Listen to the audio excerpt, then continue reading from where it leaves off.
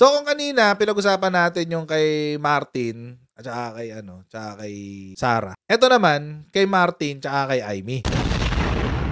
Matindi na yung away nitong dalawang magpinsan na to. Ito kasi yung sinabi ni Martin tsaka press con niya kanina.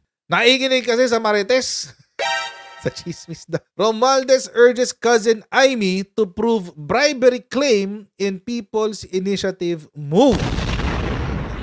Ito yung ito yung iniiyak ng mga Martin supporters diyan sa chatroom. Kanina sa press con, that is baseless. Siguro kausapin ko na lang siya. Nagmamarites siguro, nakikinig sa Marites.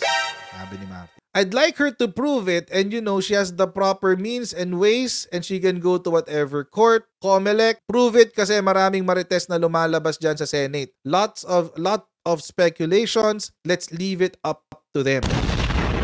Yung sinabi ni Martin.